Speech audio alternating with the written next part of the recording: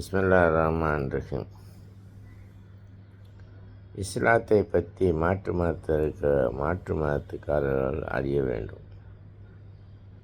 ஒருத்தர் வந்தார், இன்ஷா அல்லாஹ்னா என்னன்னு கேட்டார், அல்ஹம்துலில்லாஹ் என்னன்னு கேட்டார், பிஸ்மில்லா ரஹ்மான்ல.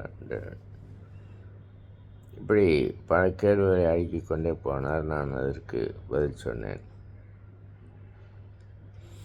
ஆகையினால் அவர் மாற்று மதத்துக்காரர் தான், ஒரு ஐயர், ரிட்டையர்ட் ஆஃபீஸர்.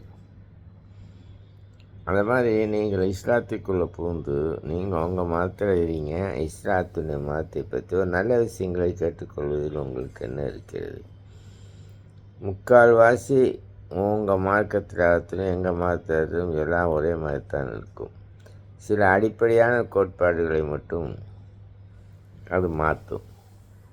அப்போது அது மாறலாமா மாறக்கூடாதாங்கிற போது நீங்கள் இஸ்லாத்தை தெரிந்து கொண்டால் உங்களுக்கு இந்த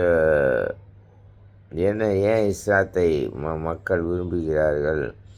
இப்போது அரேபிய நாட்டில் பிறந்த இஸ்லாம் 20% தான் அரேபியர்கள், 80% இந்தியா, ஆப்பிரிக்கா எல்லா நாட்டையும் பரவி இருக்கிறதுக்கு காரணம் என்ன அப்படின்னா, அது இஸ்லாத்தில் ஜாதி மதம் கிடையாது. எல்லா மக்களும் என்னுடைய குடும்பஸ்தர்கள் என்று அல்லாஹ் சொல்கிறார். அதனால் எதிலும் ஏதாவது அந்த குடும்பஸ்தருங்கும் போது பந்தம் பாசம் எல்லாம் வந்துவிடும்.